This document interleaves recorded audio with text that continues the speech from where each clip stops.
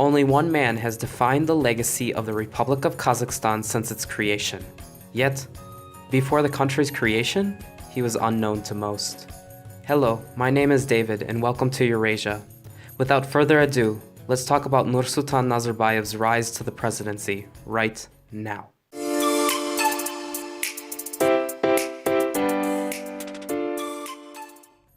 Nursultan Nazarbayev was born on July 6, 1940 in a small village near Almaty, Kazakhstan.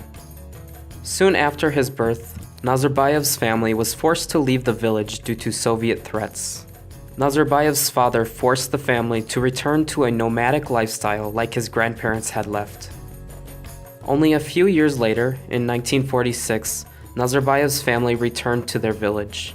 Nazarbayev returned to school and he was said to have quickly understood Russian compared to his classmates. By the end of the decade, Nazarbayev started to attend boarding school in the city just east of his village.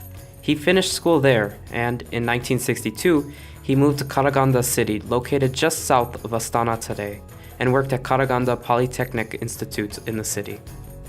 After 10 years of moving to Karaganda, he became the second secretary of the Karaganda Regional Communist Party Committee. Nazarbayev would later remark that this job in the government gave him a great appreciation for the day-to-day worker. Nazarbayev would work at the institute and as the second secretary in the city for another 12 years. However, in 1984, perhaps unexpectedly, the first secretary of the entire Kazakh SSR, Muhammad Kunayev, recommended him to become the prime minister of the Kazakh SSR. Nazarbayev accepted. However, only 2 years later, Nazarbayev faced a huge challenge that would secure his future as the leader of his country. Dedicated to his job or simply vengeful, Nazarbayev criticized Muhammad Kunayev's brother, Askar Kunayev, for not doing his job well as the head of the Academy of Science. Muhammad Kunayev defended his brother and asked Moscow for Nazarbayev's removal. In response, Moscow removed Kunayev himself. Yet, in order to root out the obvious corruption, Moscow sent a Russian from Moscow to head the Kazakh SSR. Gennady Kolbin would head the Kazakh SSR from 1986 to 1989. For Kolbin's entire 3 years as first secretary of the Kazakh SSR, protests erupted around the entire country. For most of it, Nazarbayev tried to stay neutral. In 1989, Kolbin was taken out by Moscow, and Nazarbayev would come to lead the republic as the first secretary of the Kazakh SSR. A year later, on October 25, 1990, the Kazakh SSR declared its sovereignty from Moscow, but it did not break off from the Soviet Union. A few months later, Nazarbayev called for elections.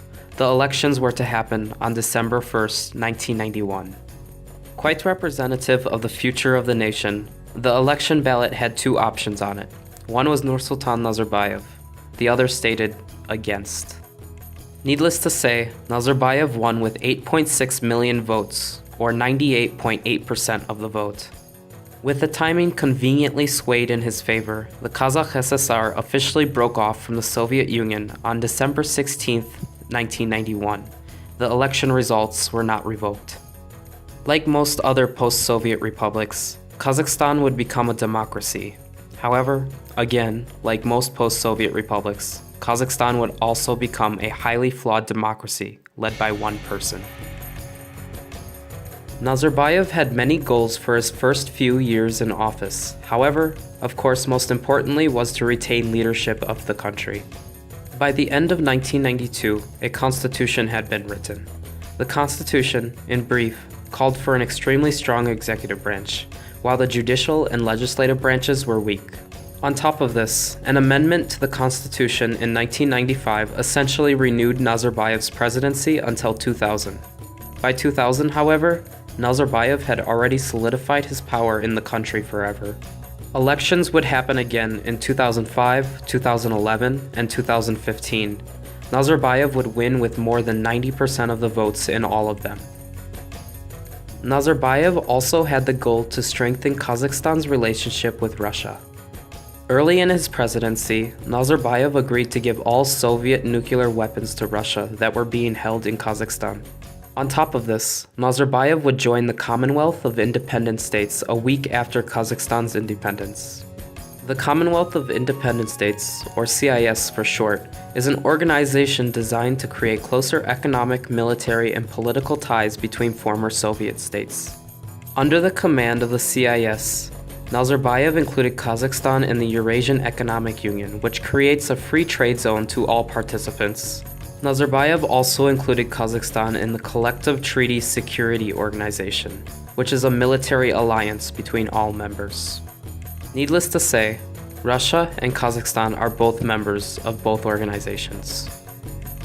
However, today, this goal has not fully continued, as Nazarbayev has pushed for Kazakh to become the sole language of the Republic, while also switching the Kazakh language's script from Russian Cyrillic to Latin.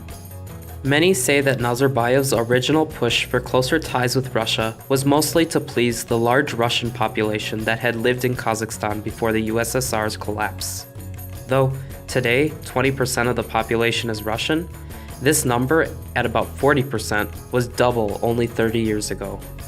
Another goal of Nazarbayev was to strengthen the economy and ties to other countries. Similar to the UAE, Qatar, and other Arab states with lots of oil, Nazarbayev would double down on its oil extraction while also creating an emergency fund with much of it.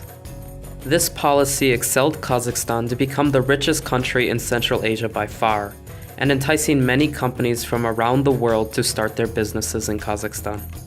To add to this, despite its close relations with Russia, Nazarbayev has more or less created good relations within Europe, the United States, and China.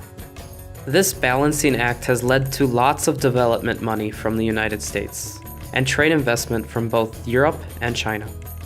China has been able to use Kazakhstan and Russia as the main actors in their One Belt, One Road initiative thanks to this. On top of this, Kazakhstan is part of many unrelated organizations such as the Shanghai Cooperation Organization, Turkic Council, and Organization of Islamic Cooperation. Yet, unlike the other two goals, Nazarbayev has not been fully successful in this one. For one, and most importantly, the wealth disparity between the city and countryside is immense. While those in the city enjoy Western-like luxuries, the countryside has many who still live in poverty. On top of this, because the economy has not diversified away from oil, the Kazakh economy relies heavily on oil profits.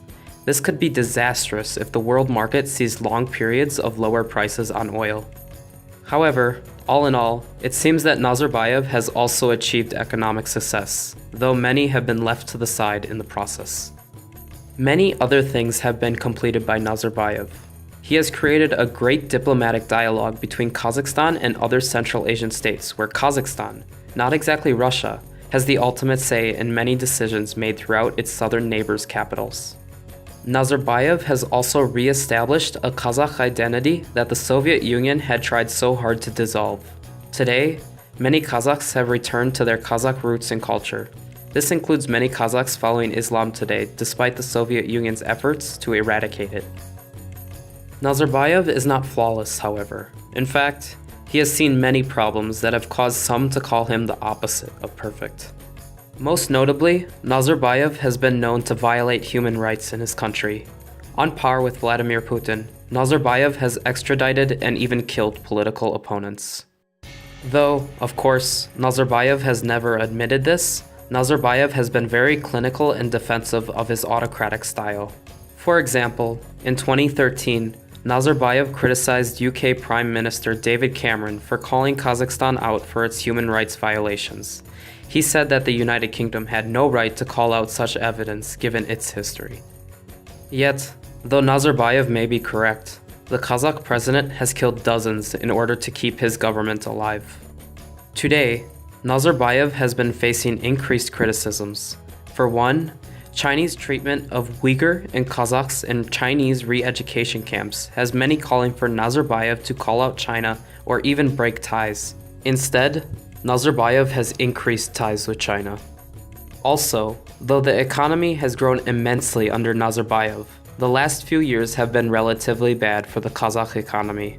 Instead of the normal 6 to 9% growth rate, the economy only grew by about 1% in 2016.